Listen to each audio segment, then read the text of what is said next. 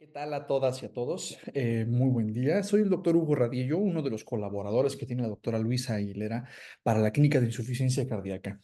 Su servidor es internista, cardiólogo clínico, deportivo y tengo una alta especialidad en rehabilitación cardíaca y es justamente sobre lo que vamos a hablar el día de hoy. ¿Para qué se necesita la rehabilitación cardíaca si ya me diagnosticaron con insuficiencia cardíaca?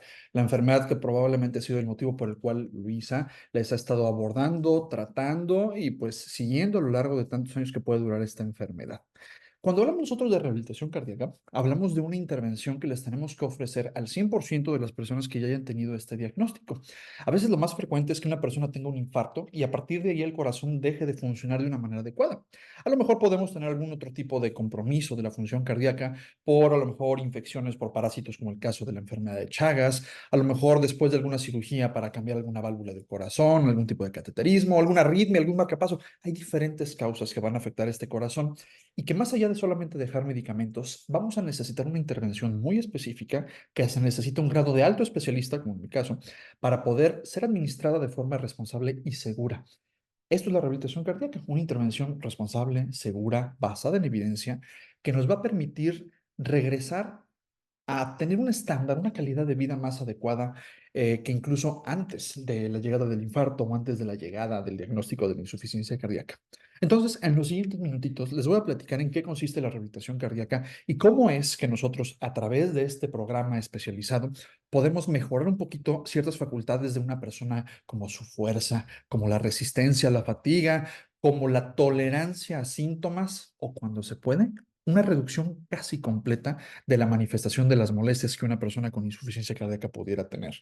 Y más allá de referirme a la famosa disnea o esta falta de aire que probablemente muchas y muchos de ustedes han experimentado, también me estoy moviendo hacia los terrenos de la intolerancia a la actividad física, o sea, que me cansa más temprano. También me estoy refiriendo a la percepción de arritmias o estas palpitaciones que ciertas personas con insuficiencia cardíaca pueden tener a raíz de que tengan fibrilación auricular, extrasístoles ventriculares, taquicardias, en fin. Hablemos entonces sobre qué es la rehabilitación cardíaca y por qué está justificada en los círculos más especializados de la cardiología recomendarla a nuestros pacientes. Resulta ser que una persona a lo largo de toda su vida va a empezar a experimentar en buena o mala manera un envejecimiento del aparato cardiovascular. Cuando el aparato cardiovascular envejece, podemos nosotros anticipar que de forma normal nuestras arterias se van a empezar a calcificar, nuestro corazón se va a hacer un poquito más flojito en el sentido de que va a llenarse con menos sangre, le va a costar más trabajo llenarse de sangre y no necesariamente expulsar esa sangre con la que se llenó, pero puede ser a lo mejor un poquito más torpe para hacerlo. Cuando sea todo esto derivado por el mismo proceso de envejecer, no necesitamos hacer mucho más que estar corrigiendo cositas por ahí como el peso alto, como la presión arterial que se está elevando, como el problema del azúcar, para evitar que este envejecimiento normal se comporte más como una enfermedad.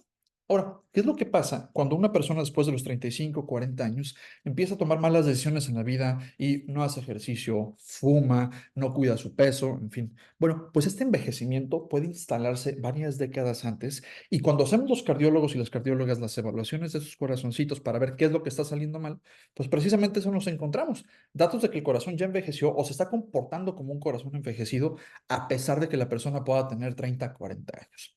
Desde ahí empezamos a tener problemas y desde ahí realmente debería empezar nuestra rehabilitación, porque la rehabilitación es una estructura, piensen ustedes que es como una casa, que es como un kiosquito, que se va a cimentar en una base que llamamos nosotros educación. ¿De acuerdo? El cimiento de la rehabilitación cardíaca es la educación y la educación puede empezar años antes de que empecemos a tener enfermedades del corazón. Desafortunadamente, en México, más del 90% de las personas que llegan a los programas de rehabilitación cardíaca es porque ya tuvieron algo aquí, a lo mejor el infarto, a lo mejor la cirugía de la válvula, a lo mejor un marcapasos, o como en su caso, la insuficiencia cardíaca. Si nosotros detectáramos estas, digamos, condiciones que hacen que el corazón se empiece a enfermar antes o envejecer antes, como, repito, la diabetes, la presión alta, tener problemas a lo mejor con el colesterol, triglicéridos, fumar, no hacer ejercicio, ganar peso, pues probablemente desde ahí podríamos rehabilitar a esta persona para que a lo largo que van pasando los años, si aprendió la lección después de tener el contacto con su especialista de salud cardiovascular, pues prevengamos este tipo de escenarios, ¿no? Sin embargo, repito, la mayor parte de las veces no es así.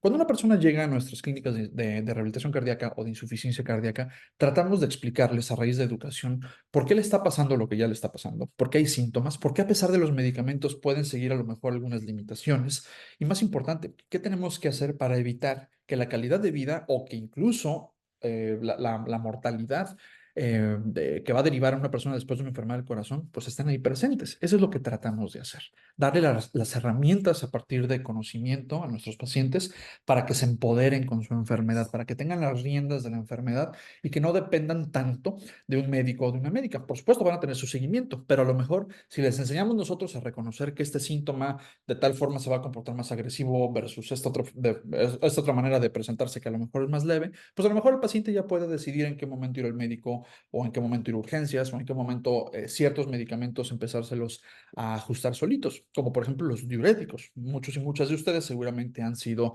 manejados con furosemida, con bumetanida, el famoso Mixil, entre tantas otras cosas que podemos dejar.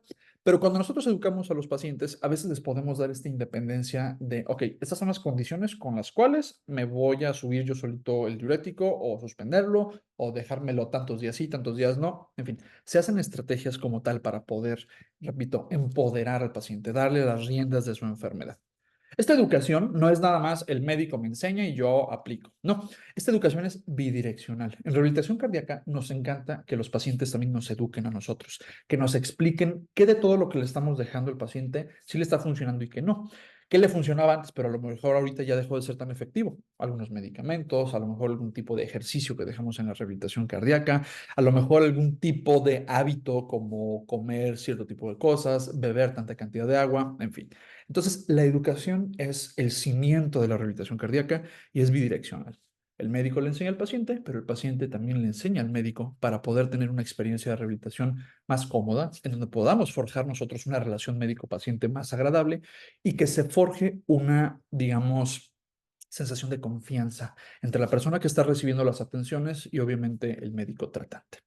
Como tal, este cimiento no me serviría de nada si nada más tengo una plataforma ahí en la tierra, ¿no? Hay que poner algo arriba de ese cimiento. Y tenemos nosotros cuatro pilares muy importantes en la rehabilitación cardíaca, que a partir de los cuales voy a poder yo ofrecerle a mi paciente una mejor calidad de vida. El primer pilar, y probablemente por el que más identifican a la rehabilitación cardíaca, es el ejercicio, es el entrenamiento.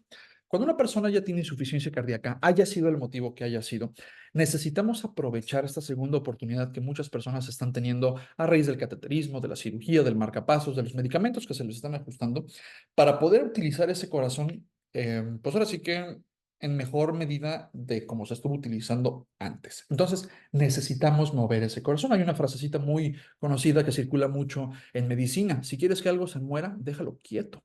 Entonces, si una persona se infarta, se recupera de una cirugía de corazón, tiene insuficiencia cardíaca, y los chiqueamos mucho o los dejamos chiquear mucho de que, ay, no, mi papá está malito del corazón, ay, no, que ya no haga esfuerzo, que mejor se quede sentadito viendo la tele para que ya no le... No, probablemente los estamos envenenando nada más con ese tipo de posturas, porque si nosotros no tenemos un corazón activo que esté bombeando sangre de manera regular, a lo largo del día a los diferentes órganos, pues probablemente vamos a volver a incidir en el origen del problema de muchas personas, el famoso sedentarismo, o sea, estar sentado más tiempo del debido.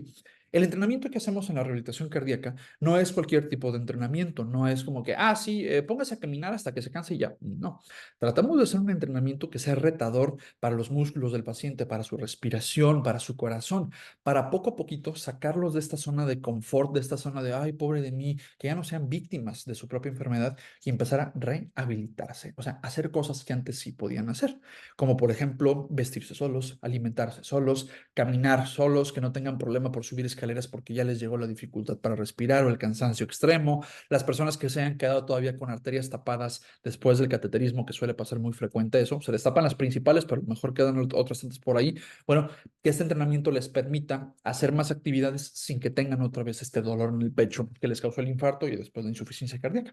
Entonces, este primer pilar, el entrenamiento, me va a ayudar muchísimo a generar cambios en el corazón para poder nosotros subir valores muy importantes que nos interesan en cardiología, como la famosa FEBI.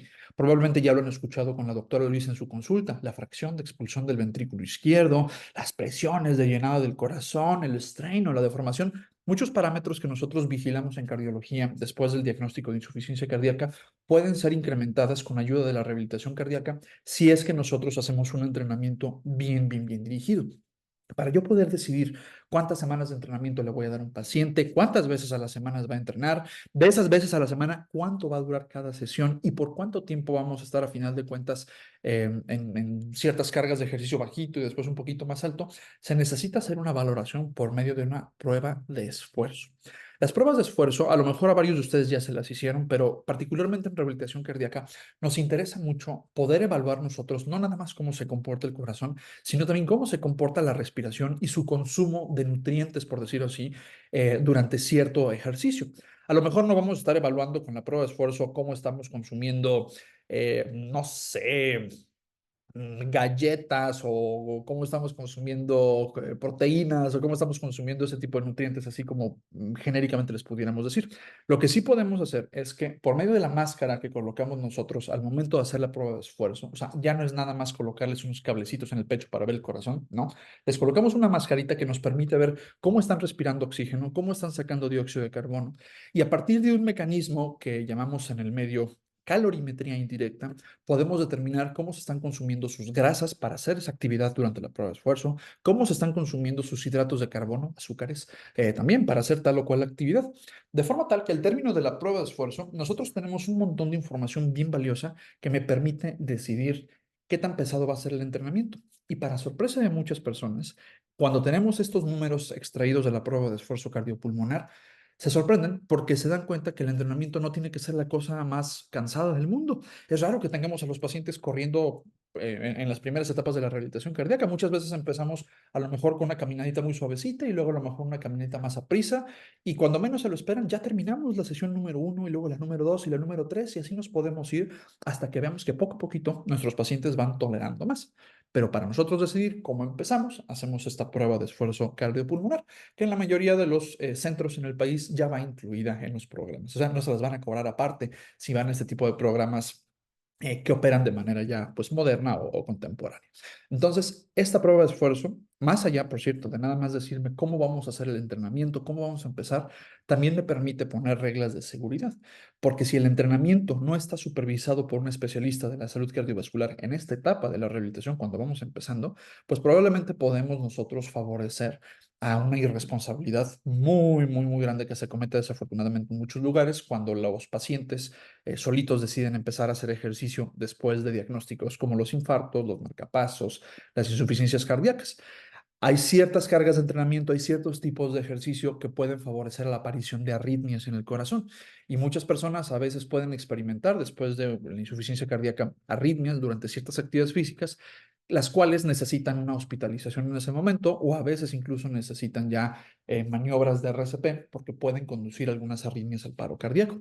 La prueba de esfuerzo, mediante el análisis de todos los parámetros que tenemos ahí, me permite ver si hubieron cambios sugestivos de alguna arritmia o a lo mejor situaciones eléctricas en el corazón que me den a mí la oportunidad como cardiólogo de predecir que una persona u otra sea más propensa a tener arritmias durante el entrenamiento. O sea, si no vi la arritmia durante la prueba de esfuerzo, pero si hay otros cambios por ahí, esos cambios yo ya los voy a estar reconsiderando cada sesión de entrenamiento que tengamos para minimizar el riesgo de que durante el ejercicio que estemos haciendo pues vaya a venir algún problema de estos y que nos saquemos un susto, ¿de acuerdo? Entonces, el primer pilar es el entrenamiento físico que va a ir dictaminado según los resultados de una prueba de esfuerzo, idealmente cardiopulmonar, que se hace al inicio de todos los programas de rehabilitación cardíaca que estén actualizados.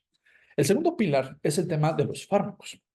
Como tal, los parámetros que nosotros queremos incrementar en una persona que vive con insuficiencia cardíaca pueden ser incrementados, pueden ser optimizados a lo mejor con ciertos medicamentos. El famoso sacubitril con valsartán, que muchos de ustedes están tomando, es en parte uno de los medicamentos más importantes en la insuficiencia cardíaca que nos puede ayudar a mejorar estos parámetros que evaluamos los cardiólogos. Lo mismo con la, por ejemplo, dapagliflozina o empagliflozina, entre más medicamentos que podemos dejar por ahí. Sin embargo, y esto ya lo tenemos muy bien identificado con evidencia, estas ganancias que podemos tener nosotros, este incremento en la calidad de vida, cuando a los medicamentos le juntamos la rehabilitación cardíaca, pues por supuesto que va a ser mayor, va a ser menos dependientes de síntomas feos que nos estén limitando por ahí, como que ya se me bajó la presión, como que ya se me bajó la frecuencia del corazón, y podemos, al final de cuentas, ajustarlos de mejor manera. Algo muy importante que tienen que considerar es que los rehabilitadores cardíacos tomamos decisiones siempre en conjunto. ¿En conjunto de quién? Bueno, obviamente en conjunto con ustedes como pacientes, pero también de sus médicas o médicos tratantes. En este caso, la doctora Luisa Aguilera sería su médico tratante que les está haciendo el ajuste de ciertos medicamentos, algunos se los baja, algunos se los reinicia, algunos de plano se los quita. Pero el entrenamiento físico que estamos haciendo, como todo momento va a estar vigilado el paciente con un electrocardiograma mientras está haciendo ejercicio, o sea, ya no nada más en la prueba de esfuerzo, sino cada sesión de entrenamiento, correr, caminar, andar en bici, todo en un gimnasio de rehabilitación cardíaca, va a implicar que nuestros pacientes tengan sistemas de monitoreo de electrocardiograma durante toda la sesión. Si durante algún entrenamiento yo ya viera mejorías o viera que estamos haciendo ciertas arritmias que no sean peligrosas, pero que definitivamente no las queremos por ahí, pues obviamente un servidor se pone en contacto con la doctora Luisa Aguilera y le platica, oye, ¿sabes qué? Pues el paciente fulano de tal va muy bien, se está recuperando bastante bien, ya tiene esta ganancia, tiene esta otra de acá. Pero fíjate que empezamos a ver este tipo de comportamiento ahí en el electrocardiograma cuando estaba haciendo, no sé, sentadillas o cuando estaba haciendo pesas, ¿no?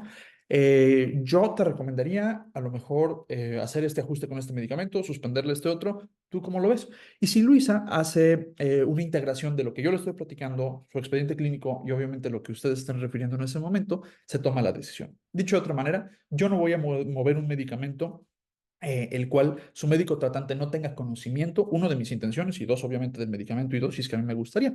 Así que la decisión termina siendo completamente por parte de su médico tratante y esto es simplemente por un punto de buena práctica que tenemos que utilizar o favorecer los especialistas en rehabilitación cardíaca. A veces, incluso, después de ciertos programas de rehabilitación cardíaca en ciertas enfermedades, podemos empezar a disminuir medicamentos a grado tal de que los podemos suspender. Esto, repito, va a depender bastante del tipo de enfermedad que tengamos, de la etapa de la enfermedad en la que ya vayamos y, por supuesto, la respuesta que se haya tenido a la rehabilitación cardíaca. Por eso decimos que cuando hacemos el entrenamiento, obviamente, y cuando empezamos a hacer el ajuste de medicamentos, a largo plazo, el paciente se termina metiendo dinero a la bolsa. ¿Cómo que el paciente se termina metiendo dinero en la bolsa? Sí, generalmente después de 6 meses o un año de rehabilitación cardíaca, dependiendo de la enfermedad que tenga, eh, se utilizan menos dosis de ciertos medicamentos que a veces pueden ser muy costosos. Entonces, si estamos utilizando menos medicamento o estamos espaciando esa necesidad de comprar la pastillita, es en donde empezamos a ver que la rehabilitación cardíaca es costo ahorrativa. O sea, el precio que ustedes pagaron por un programa de rehabilitación cardíaca puede más adelante comportarse como una estrategia de ahorro en cuanto a sus cuidados económicos, específicamente de la salud. ¿De acuerdo? Entonces, así es como lo hacemos con este segundo pilar. No es nada más entrenar, sino también ajustar medicamentos, subir los que se necesiten, suspender los que ya no requiere el paciente. El tercer pilar, a lo mejor ustedes ya se lo venían imaginando. Una muy buena parte de las enfermedades del corazón y de los vasos sanguíneos vienen por estas malas dietas que tenemos. A veces demasiada cantidad, a veces no suficiente cantidad que termina haciendo que tengamos mal control de las porciones porque dicen, no, pues voy a comer 2 veces al día, pero cerros de comida, ¿sí, no? Entonces, nuestros hábitos de alimentación desafortunadamente terminan traduciendo en enfermedades cardiovasculares más veces que menos y más si ya pasamos la marca de los 40 años.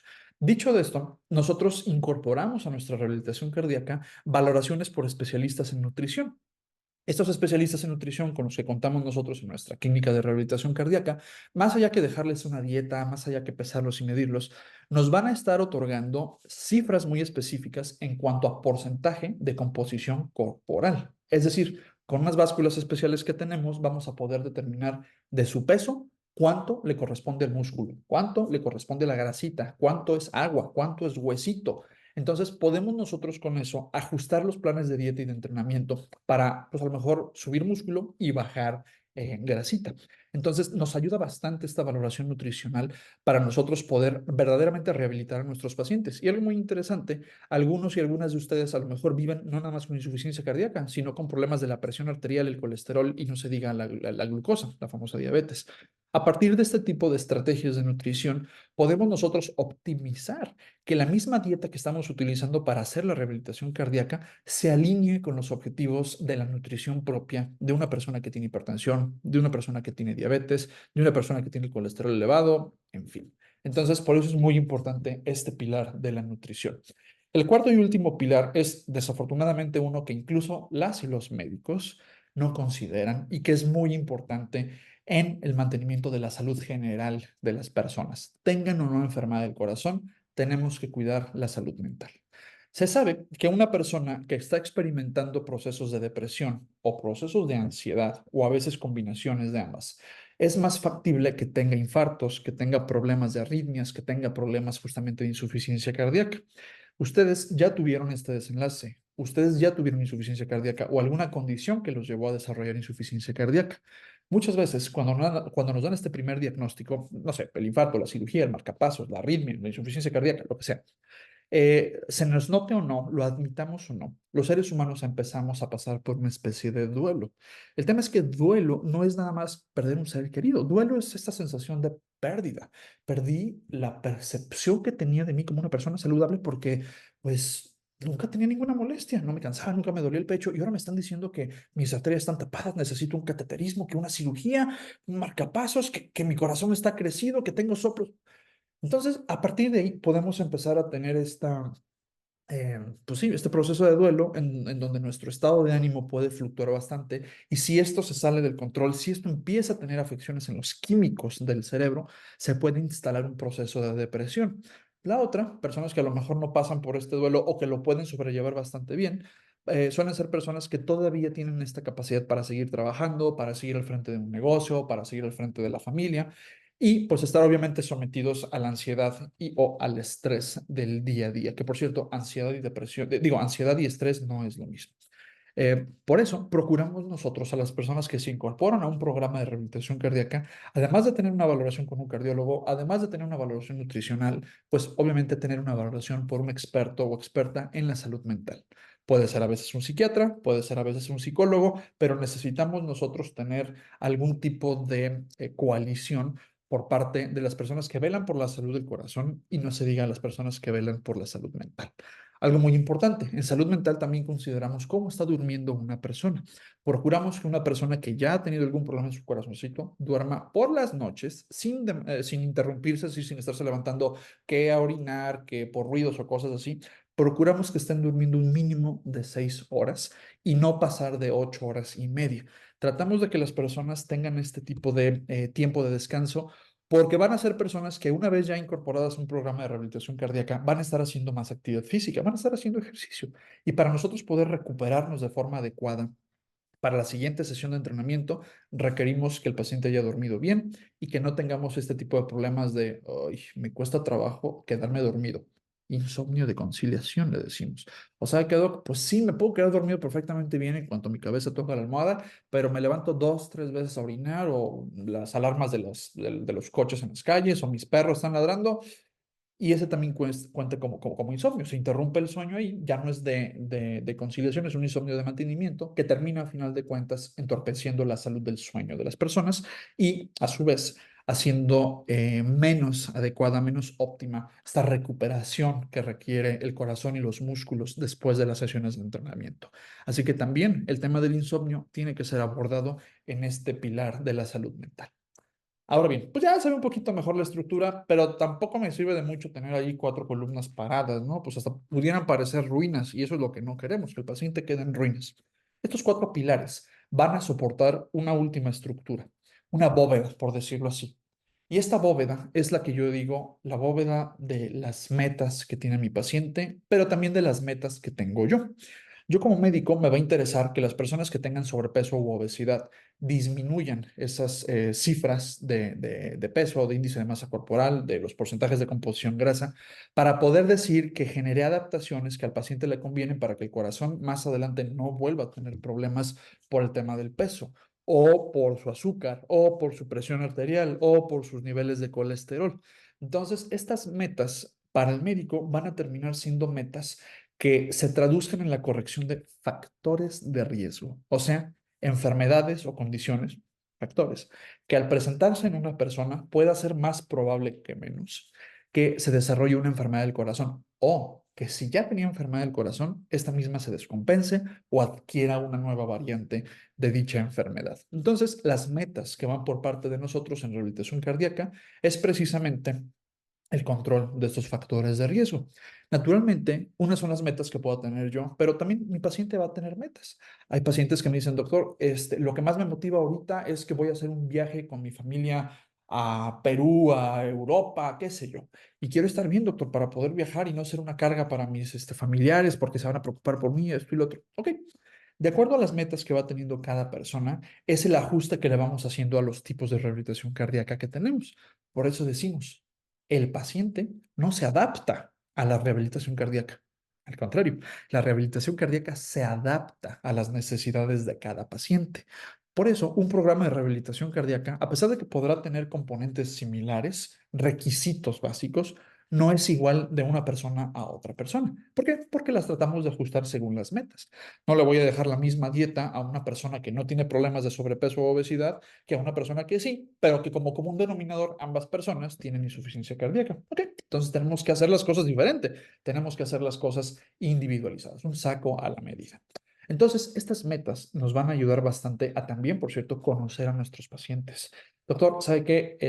A lo mejor no quiero viajar porque no tengo ganas, no tengo lana, no tengo ya más lugares, ya viajé por todo el mundo, ya no quiero conocer nada más. Pero la verdad sí me gustaría a mí volver a trabajar, doctor, porque me dieron una incapacidad o me pensionaron después del infarto, porque cualquier cosa que hiciera ya me cansaba y pues no me gustó la cantidad que me están dando de pensión. La verdad es que quiero hacer algo más. Bueno, ok. ¿Qué quiere hacer? No, pues que quiero poner un taller de mecánica, ¿no? Ah, bueno, ok. Entonces analizamos cuáles son las condiciones que se requiere para hacer las actividades del día a día de un mecánico y tratamos nosotros de la rehabilitación cardíaca, enfocarla a las actividades que pudiera estar haciendo más adelante. Así pues, estas metas me tienen que garantizar que mi paciente tenga una mejor calidad de vida porque lo reintegré en tres aspectos en el aspecto social y familiar, es decir, que mi paciente esté a gusto con su familia, que vaya, salga de paseo, que reciba visitas en su casa o que vaya con los amigos a jugar. No sé, esa va a ser reintegración familiar y social. Que tenga una reintegración laboral en las personas que obviamente puedan o tengan un trabajo. Lo que platicamos hace ratito. No, doctor, es que yo soy chofer de tal o cual empresa pero me infarté y me dijeron que ya no podía manejar, pero la verdad sí me gustaba mucho andar ahí en el volante y bla, bla, bla. Pues, ¿qué podemos hacer? Bueno, pues vamos a ver qué estrategias hacemos para que puedas tener un desempeño adecuado y seguro detrás del volante, que puedas otra vez manejar y tener tu actividad económica primaria y trabajar y lo que tú quieras, ¿no? Y la otra reintegración, ya no nada más la social y familiar ni la laboral, es la reintegración sexual. Tener relaciones sexuales, independientemente del contexto, es una actividad que hacemos todos los humanos, o por lo menos la mayoría, y que implica hacer actividad física, y de hecho bastante importante. Entonces, si nosotros consideramos que es normal tener relaciones sexuales y tenemos alguna condición más allá de las preferencias personales que nos estén limitando, dolor, miedo de que me vuelva a pasar algo durante la relación sexual, fatiga, si nosotros empezamos a notar este tipo de cositas o más, entonces también las tenemos que considerar para nuestra rehabilitación cardíaca para que el paciente, a partir de tener relaciones sexuales de forma más confiada, de forma más frecuente y de forma segura, pues pueda también ganar calidad de vida. Ahora, van a haber personas que tengan ya el antecedente de algún tipo de práctica deportiva, desde lo recreativo, como salir a jugar fútbol el fin de semana con los amigos, hasta lo profesional. Hemos tenido pacientes que por algún motivo u otro tienen que abandonar su carrera del deporte porque tuvieron una enfermedad del corazón.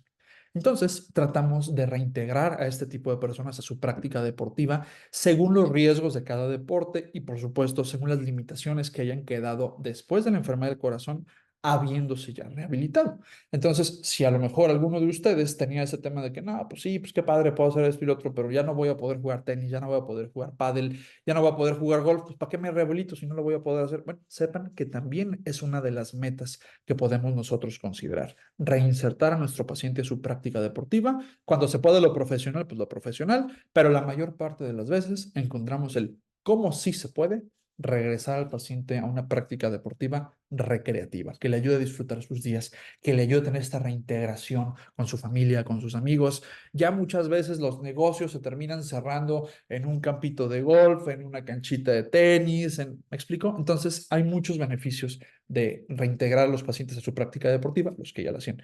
Doctor, yo la verdad nunca había hecho deporte, pero ahora pues me gustaría jugar pádel o squash o irme con mis hijos a jugar béisbol a las cajas de bate, qué sé yo. Bueno, si no lo hacíamos antes y es una de sus metas para el futuro, para poder tener una integración más bonita con su familia, con sus amigos o simplemente que la vida les sepa mejor, pues vamos encontrando la forma en la que deslindemos su práctica deportiva que quiere adquirir más adelante de síntomas, de inseguridades o a final de cuentas de algún tipo de obstrucción que le impida hacer esta práctica deportiva. En sí, estos son los distintos elementos de la rehabilitación cardíaca y cómo es que lo hacemos. Si ustedes tienen la curiosidad o la intención de meterse en un protocolo de rehabilitación cardíaca, pueden solicitarle mis datos ya sea a la doctora Luisa Aguilera o a Chuy, nuestro enfermero estrella que nos echa muchísimo la mano con estos programas de educación continua para pacientes. Si tienen algún tipo de dudas, también me las pueden hacer saber a través de Luisa o de Chuy para con mucho gusto contactarles de manera personal. De igual manera, si quieren sacar una cita conmigo, estos datos de la consulta se los pueden dar tanto Luisa como Chuy y estamos a sus órdenes. Que tengan una muy bonita tarde.